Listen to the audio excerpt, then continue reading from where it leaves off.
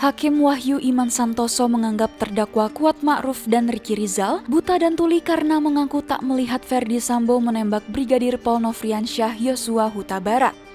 Padahal, sebelumnya Kuat menceritakan bahwa ia berjalan di belakang Yosua dan berdiri sejajar dengan Ricky saat menjelang peristiwa pembunuhan terjadi Jumat 8 Juli 2022 lalu.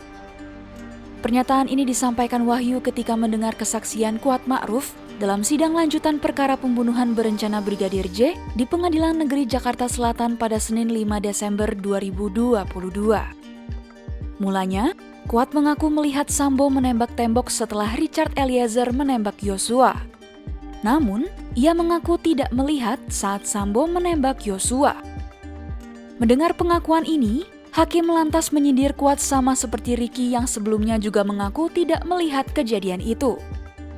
Hakim menganggap Kuat dan Ricky buta dan tuli karena dalam posisi yang sama di tempat kejadian peristiwa tewasnya Yosua, mereka tidak melihat Sambo menembak. Oh, ternyata Bapak maju ke depan, tembak-tembak tembok. Tembak-tembak tembok, Bapak keluar. Setelah tembak-tembak tembok, Bapak keluar, Romer masuk. Sebentar. Siap. Sebelum nembak tembok, kapan dia nembak Joshua? Saya tidak melihat Bapak menembak Joshua. Inilah bahasa kamu sama, Mariki. Iya kan? Itu tidak yang melihat, tidak tahu, tidak dengar. Begini Yang Mulia, kalau posisi jatuhnya Joshua, itu saya cuma ngeliat kakinya kalau dari tempat saya. Karena kan samping tangga. Saudara bilang tadi saudara itu duduk berdiri sejajar. Iya, nggak jauh sama Ricky saya itu. Joshua tadi sudah dipraktekkan di sini oleh saudara Rikar. Iya. Berdirinya Rikar dengan Ricky itu tidak jauh. Tidak. Tapi kalian karena buta dan tuli, makanya saudara tidak mendengar dan tidak melihat. Kan itu yang mau saudara sampaikan.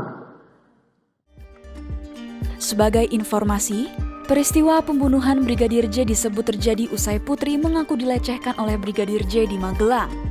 Mendengar hal itu, Sambo marah dan merencanakan pembunuhan terhadap Brigadir J dengan melibatkan Richard Eliezer, Ricky Rizal, dan Kuat Ma'ruf. Yosua tewas ditembak oleh Richard atas perintah Ferdy Sambo di Kompleks Polri Duren 3 Jakarta Selatan pada Jumat 8 Juli 2022. Atas perbuatannya, kelima terdakwa didakwa melanggar pasal 340 KUHP, subsidiar pasal 338 Jungto pasal 55 dan 56 KUHP, dan terancam pidana maksimal hukuman mati, penjara seumur hidup atau selama-lamanya 20 tahun.